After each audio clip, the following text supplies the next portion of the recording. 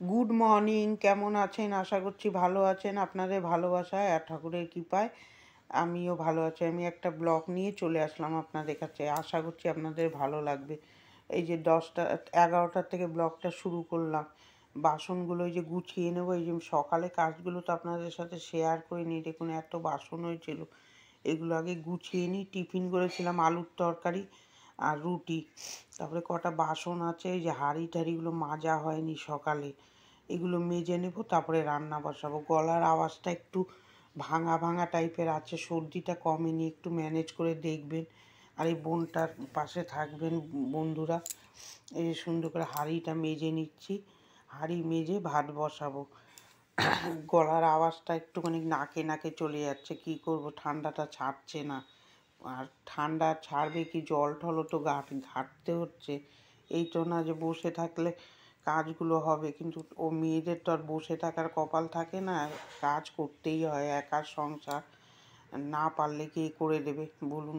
বলুন না, এই বাসন টাসনগুলো মাজতেই হবে।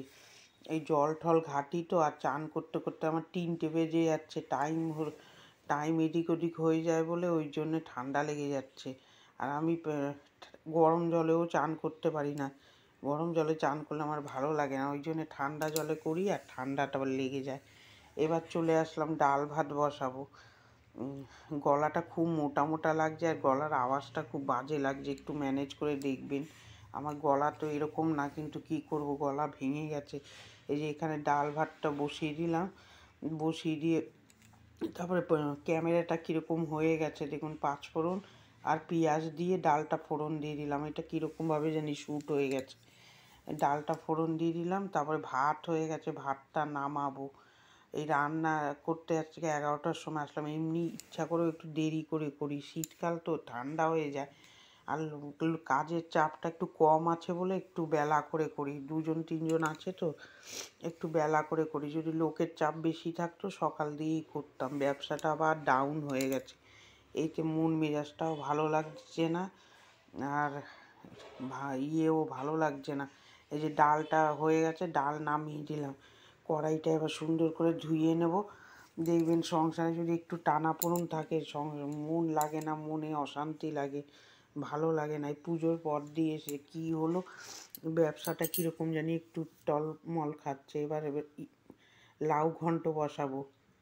কপালও তো বলতে হবে, মেয়েটা চাকরি পেয়েছিল, দেখুন চাকরিটা আর থাকলো না। সারা জীবনই আমার একটা কষ্টের জীবনই গেল। বিয়ের পর থেকে সেই রান্না করো, রান্না করতে হতো, এই হোম ডেলিভারি।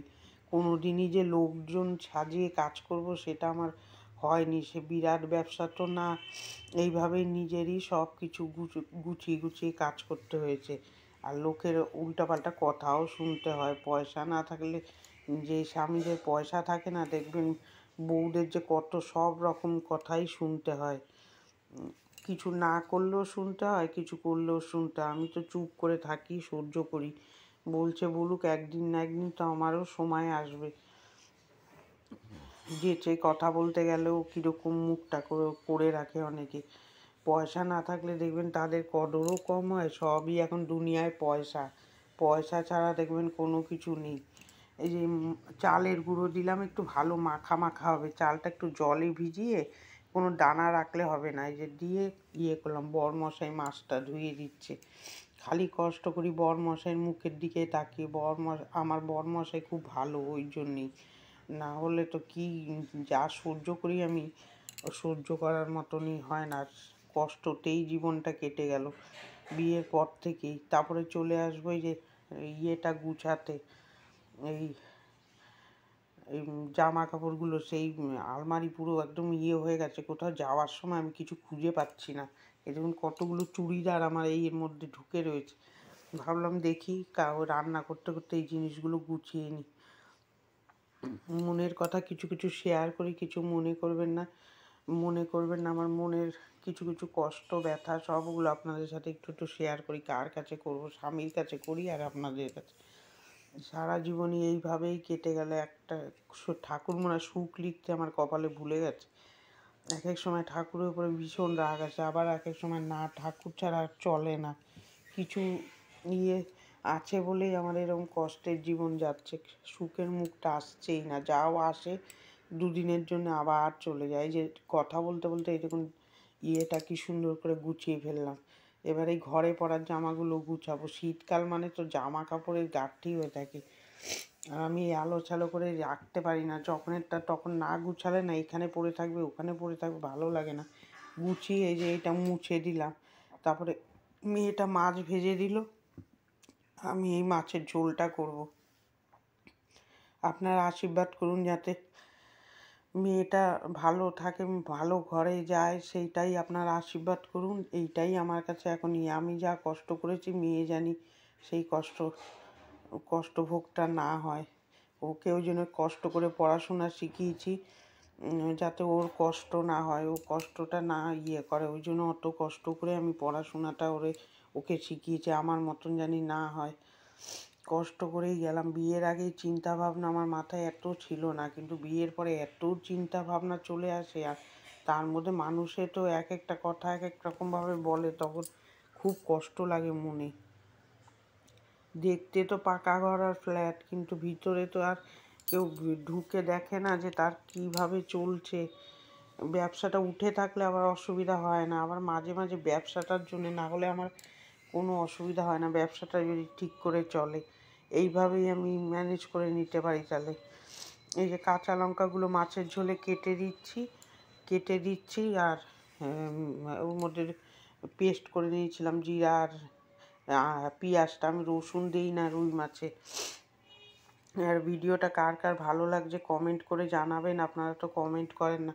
এই বন্ধুটার পাশে আপনারা থাকুন, আর বয়স্ক মানুষ কাকিমা জেঠিমা যারাই দেখছেন আমার ভিডিওটা একটুখানি দেখে শেয়ার করে দিন এই মেয়ের মতন ইয়েকে। আর যারা বোন ভাই তারা দেখছেন তারা একটু কমেন্ট করে জানান যে এটা ভালো হচ্ছে না খারাপ, খারাপ হলেও জানান, ভালো হলেও জানান।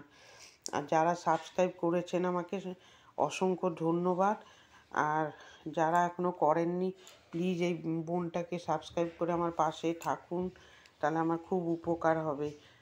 আমিও তাহলে একটু ইনকাম করতে পারবো এখান থেকে, তাহলে সংসারের অভাবটা আমার একটু মিটবে। এই যে মাছের ঝোলটা ভালো করে কষিয়ে নিচ্ছি। লোকের জন্য যতই করো, যাদের পয়সা থাকে না সব দোষ তাদেরই পড়ে, দেখবেন পরিবারে এই জিনিসই হয়। আসুন দেখাই দুপুরের লাঞ্চ মেনু। ভাত হয়েছে, মেথি শাক ছিল একটুখানি ভেজেছি, ডাল করলাম, মাছের ঝোল আর লাউ ঘন্ট, আর কিছু করিনি। মেয়েটার আজকে ভালো লাগছে না, আমি বলছি কি আমি ঘরটা মুছে দিচ্ছি, তুই কর, চান করে নে, ঠান্ডা পড়েছে তো। ও ঘরটা ঝাড় দিয়ে দিয়েছে ভালো করে, মাঝে মাঝে আমিও একটু করে দিয়েছি। বরমশাই বসেছিল, মোবাইলটা চার্জে দিল, চার্জে দিয়ে এবার উনি বেরোবে খাবার দিতে। আমি এই যে ঘরটা সুন্দর করে মুছে নিচ্ছি, এইভাবেই কাজ করি। কি করব, ঠান্ডা লাগুক শরীর খারাপ হলে কি হবে, কেউ দেখারও থাকে না আর কিছু না। পড়ে থাকলে বিছনায় পড়েই থাকবো, ওই স্বামী মেয়ে ছাড়া সেরকম কেউ খোঁজ নেওয়ারও থাকে না। আর বিয়ের পরে মা বাবার ভরসা করতেও নেই, তারা কেন দেখবে।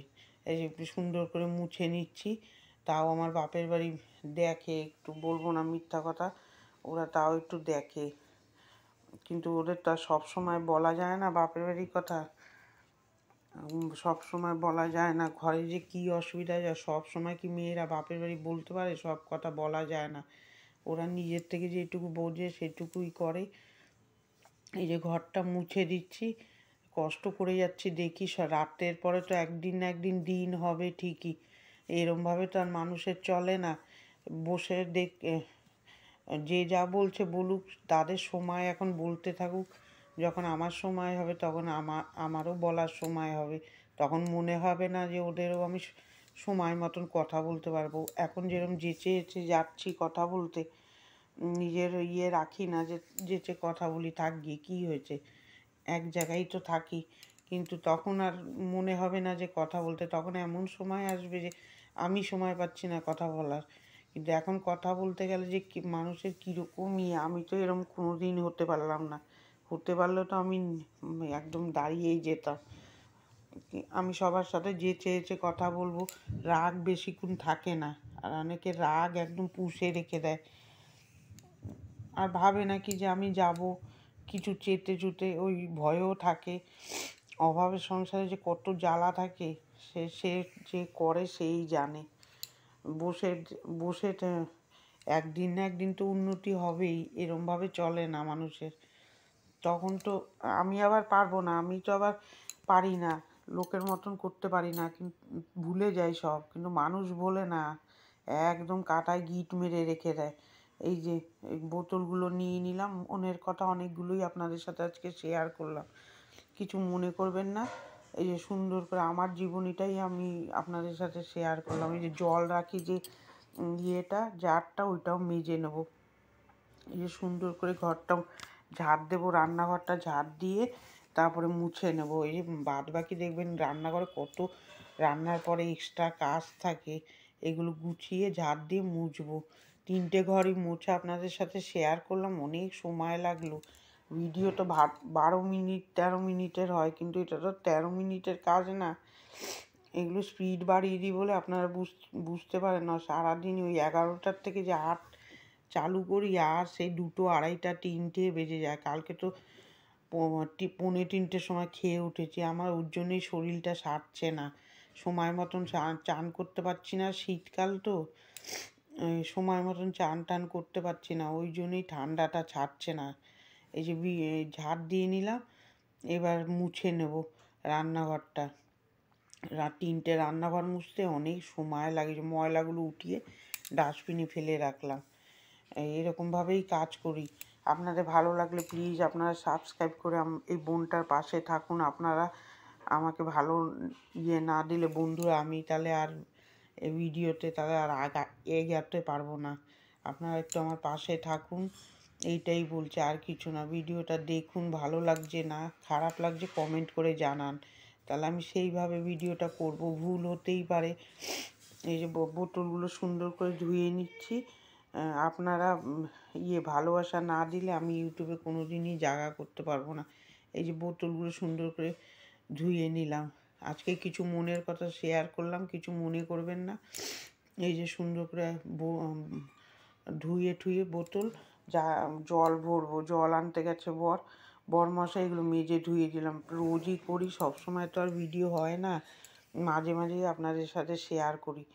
কিছু কিছু কাজ এদিক ওদিক করে না দিলে আপনাদের ভালো লাগবে না দেখতে। রোজই বাসন মাজা, রান্না, খাওয়া, এগুলো দেখালে ভালো লাগবে না, একটু ঘুরিয়ে ফিরিয়ে দেই ওর জন্যে। এইগুলো আজকে দেখালাম আপনাদের, যেগুলো করি আমার, ওই জন্যই তো 2টো 2:30টা বেজে যায় চান করতে। আর না করলে কি করব, আমার তো আর কাজের লোক নেই এসে করবে, আমার নিজেরই করতে হয় এগুলো।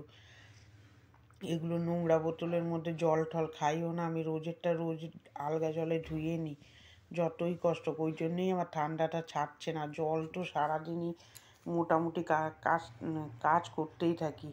এই যে তারপরে এই দেখুন রান্নাঘরটা টিপটপ করে দিলাম, এইসব মেজে ঘষে পরিষ্কার করে নিলাম। ভিডিওটা এখানেই শেষ করব। ভিডিওটা কার কার ভালো লাগছে একটা লাইক দেবেন বন্ধুরা, সাবস্ক্রাইব করবেন, খুব ভালো লাগলে শেয়ার করবেন বন্ধু বান্ধব সবার কাছে। ভালো থাকবেন, সুস্থ থাকবেন। আগামীকাল একটা নতুন সকাল, নতুন এই সকালে একটা ভিডিও নিয়ে দেখা হচ্ছে। টাটা।